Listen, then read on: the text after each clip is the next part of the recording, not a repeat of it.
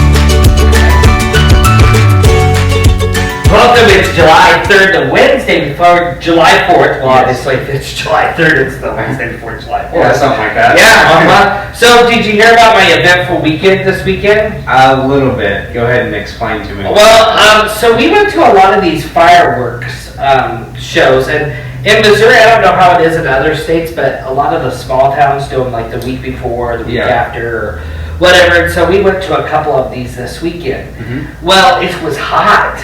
It was pretty hot and humid. Yeah, it was in the 90s, and it was hot, and it was humid. We've had a lot of rain, so it's kind of sticky. Well, we had been at this event pretty much all afternoon, and they had a vendor village, and they had all this food you could eat and all that stuff. So we watched the fireworks, and of course it's dark. Well, you know that big metal cup that I always carry around and I drink water? I have to drink a lot of water. So I'm drinking my water, so it keeps the ice cool. Well, we were sitting there, and I had put this cup in the wagon that was kind of by me, and I was really thirsty after the fireworks, and I thought, oh, I got that cup right there, and I took it, and I just started guzzling it, just drinking it, and drinking it, and drinking it, and all of a sudden, I feel this slimy, kind of furry thing come right up on my lips, and I just like dumped it. I mean, I was like, oh, just dumped it, and I couldn't figure out what it was, and I thought like something had got in it. Well, folks, something had got in it. Oh my. My 2-year-old, who had been running around all over in the grass and dirt and stuff all day, had decided when he was sitting in the wagon that he would take his sock off, and I guess he thought the best place to put it would be in my water. Oh no. And it had sunk down to the bottom, so I was drinking dirty sock water at the event. Oh my. And that wasn't as fun of a foster parent memory as other memories that I have with my children. So what about you? What'd you do? Oh, I camped all weekend. Really? It was nice, hot, and we sweated a whole bunch, but it was fun. That's what summer's about, camping. So did you tent camped with your family? Yep, we had my aunt and uncle, grandparents there. We had a good time. Wow, there was a lot of you. Was it on the lake? Yes, it was. We took the boat out even a little bit and strolled around the lake. It was a good time. Yeah. Have you seen the new Aladdin movie that's out?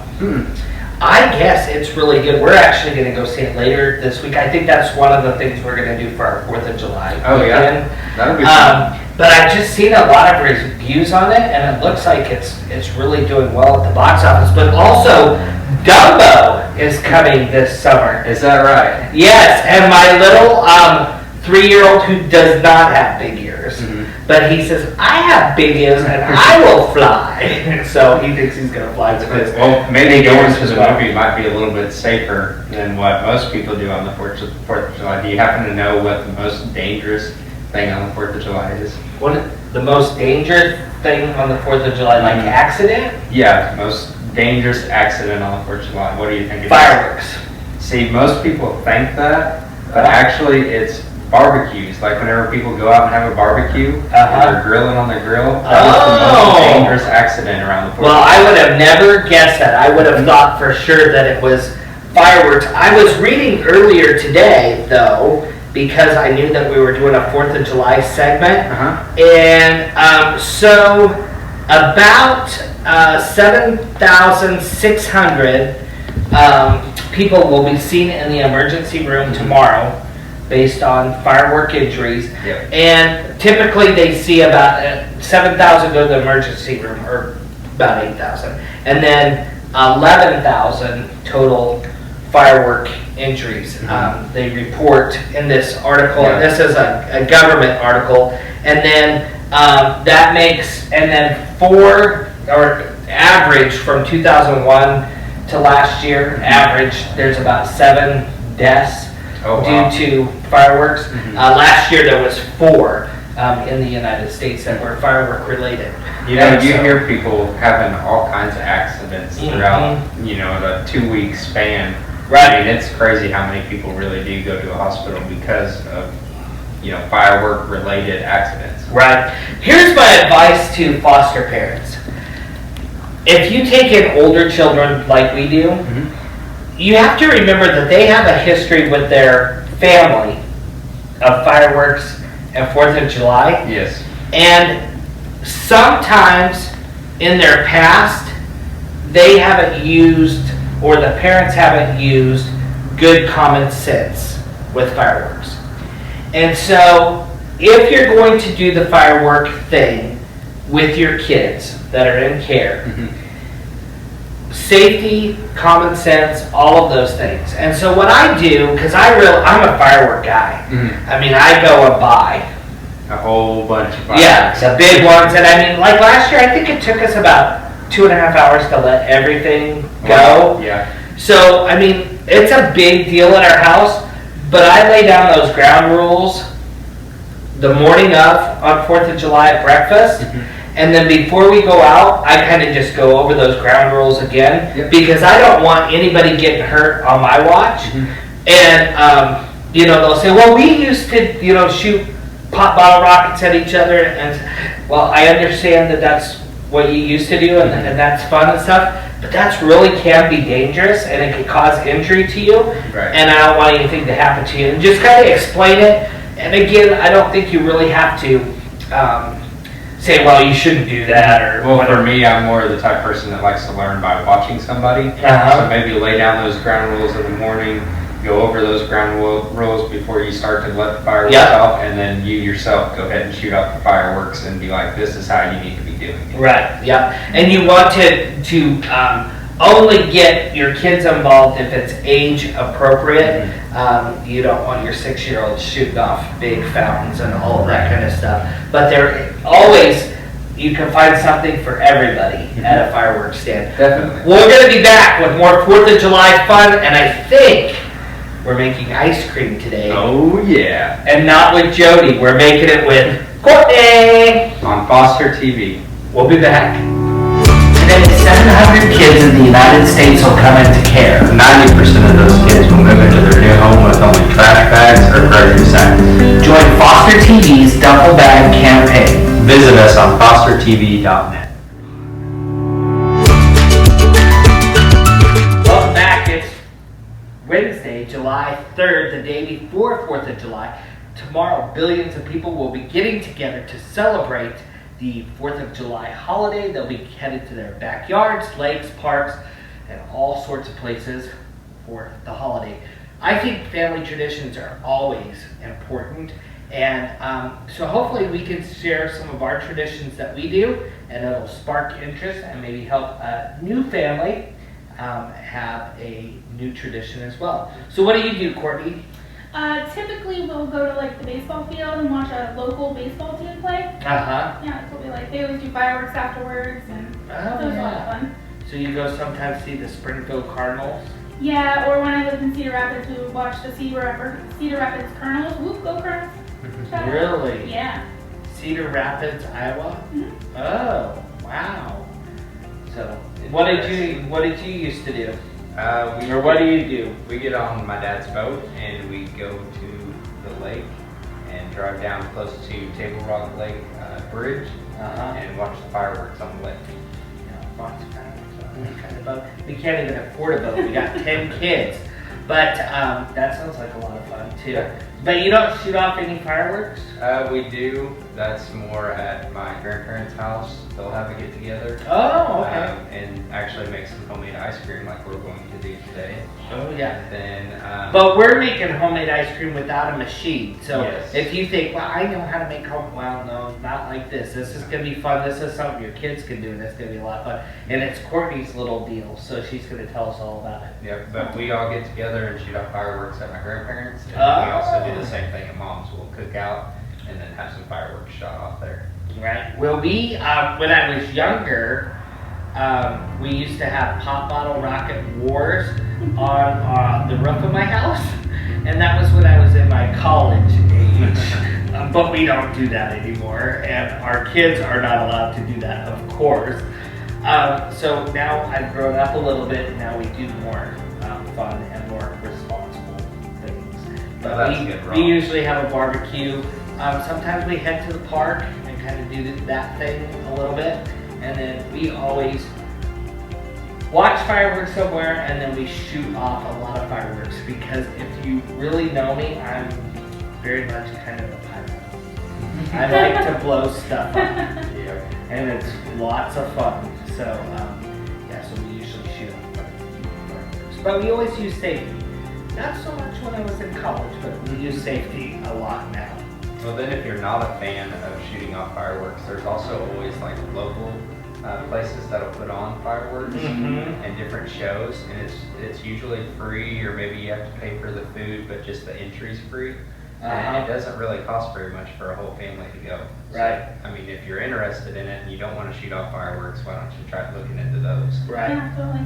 I think it's important, like one of the reasons my family never did fireworks when we go someplace to watch them is because I have some sensory issues. That loud sound can really be a problem for me. But I think that can be a problem for a lot of our kids. Yep. When we're talking about kids who have PTSD or who have strong memories of their families, those fireworks sounds, the sights, and the smells can all bring back some trauma. So it's, I mean, you have to be aware of those things as well. I mean, just like your dog can have issues with it, and kids have problems with it too. Right. And some of these cases, we take kids in where there might have been armed criminal action, there might have been a murder, there might have been all of these, and that just that noise can bring back a whole flashback of stuff that's nothing to do with 4th of July. I read an interesting article, and it's really weird that you brought this up, but just like our kids have that, the article was basically saying, you know, it's really cool that you like to do your fireworks and stuff, but be sensitive to your neighbors, because you never know if there's a veteran that lives by you and those types of things. And we have seen that. I did a lot of military shows, and so we always had to be really cautious in some of our programming because it can trigger. And so I guess not only be sensitive to your kids in your house and kind of their story and their issues and that type of stuff, but also be sensitive to your neighbors as well, because they might have served our country or whatever, and why would we want to put more stress on them when they've already sacrificed for us? Right. When we come back today, we are going to be talking about how to make homemade ice cream without a machine. And your kids can do this? Yeah, it's super fun and super easy. Are you sure? I'm positive. Is it super messy? It's not messy unless you let it be messy. Okay. You will see. I want the non-messy version. It'll probably be It probably will be. We'll be back right after this. On Foster Life. Today, 700 kids in the United States will come into care. 90% of those kids will move into their new home with only trash bags or grocery sacks. Join Foster TV's Duffel Bag campaign. Visit us on fostertv.net. 4th of July means food. Tristan don't like ice cream, but I do. Oh, I like ice cream. Oh, you do? Yeah. Well, today we're going to make ice cream. Yeah. I only have a bag. I know, there's no That's machine. okay. It's okay. It's so easy to make this ice cream. I promise you, this is the easiest ice cream we've ever made. Really, without a machine? So delicious. You don't need a machine. You just need a gallon-sized bag with half filled with ice and a third cup of salt, and that's what your machine is gonna be. Okay. You, that ice, your arms, and the salt. That's all you need. Okay, so let's do this. So in a half-gallon bag, Uh-huh. Tristan, I want you to pour this 1 cup of milk. Okay. And inside this 1 cup of milk, we use, this is 2% milk. You can use any kind of milk you like. There's also a teaspoon of vanilla in there. So we're gonna pour it in the bag carefully. And if you like vanilla, I sometimes put 2 teaspoons of vanilla. Yeah, and you can kind of customize this. Wow, help it. It's gonna fall. Oh no. Oh, there we go. All right. Oh. You can customize this. You can put like chocolate syrup in there and make chocolate ice cream. If you like coconut ice cream, you can put some coconut in Maybe a little bit there. of brown sugar. Yeah, you can totally do that. You know, you can make it kind of grown up with some maple and brown sugar and a little bit of bourbon in there. Yeah, so we put our toppings, are we gonna put it on the ice cream or are we gonna put it in What do there you now? want to Oh, so we can put it in now? do? Yeah, Okay, well let's put some of this stuff in. Okay. You want some blue? Yeah. some blue sprinkles. Cool, and then make sure we're gonna put a tablespoon of white sugar in there. Oh, a tablespoon of white sugar. I love Okay. the sugar. You can see your ice cream's turning red, or blue. Like, Oh, what if I put red in there? you'll get purple ice cream. Oh, purple ice cream, okay. And maybe red, white, and blue for a little bit. Awesome. Alright, then you're gonna squeeze out as much air as you can and zip it up. Okay, so we're gonna squeeze out as much air as we can. Yep. And then we're gonna zip it up. Zip it up. Okay. Perfect. Okay, so then I'm gonna go ahead and put a third cup of salt. This is just your basic like table salt inside on top of the ice. That helps to make the ice super cold, so it acts as a binder. And then you'll put that in there. Yeah. This is the strongest one you bowl. Rob. And you'll kind of No, you're the strongest. get all the air out. And shake it. You gotta shake it. It takes 5 minutes. 5 minutes of shaking, and it's done. It'll be soft served, it won't be hard.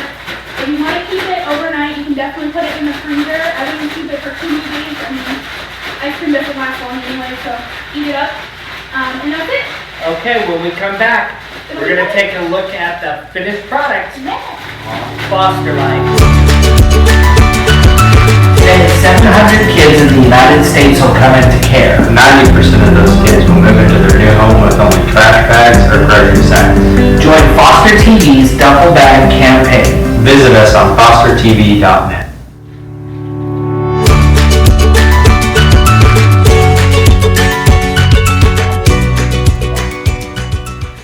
Welcome back on Foster Life. We have made our ice cream. Ooh, there it is. It did make ice cream. I was so skeptical. Oh, and then Tristan over here, he has to make it like the Dairy Queen soft serve ice cream machine. Here you go. And ooh, it turned out red and blue. And then you can put some stuff on it too. Here, Rob, hand me your bowl. Okay, let me try. I'm just gonna try a little bit, just to see if it really tastes like ice cream. Your job depends on this. Does it? Okay. I'm gonna try it. Here, I'm gonna just go like this. Let the kids do. Yeah, just a little bit. Oh wow! It tastes like ice cream. Yeah. It really does. It's a little sweeter than normal ice cream. Right? You get at the store. Right? It's kind of like snow ice cream. Have you ever made snow ice cream? Mm-hmm. It tastes kind of like snow ice cream. It's got the same texture and that same flavor, but it's really delicious. Right. Well, coming up on Friday, Foster Life, you won't want to miss it. We're going to be talking about social media and your teenagers. Also, don't forget the no more trash bags for foster kids. No way. I'm gonna go ahead and try. Drive, duffel bag drive, that's coming up as well. What did you think of the ice cream? It's Pretty very good. Yeah, very good. $5, a $5 donation for every $5 gets you a duffel bag. If you do $50 or more, you'll receive a actual bag. If you do $100 or more, you'll get a bag and a t-shirt. We'll be back on Friday right here on Foster Life. Happy 4th of July, everybody. See ya. Afterlife is a HEDFRA production, only on Foster TV.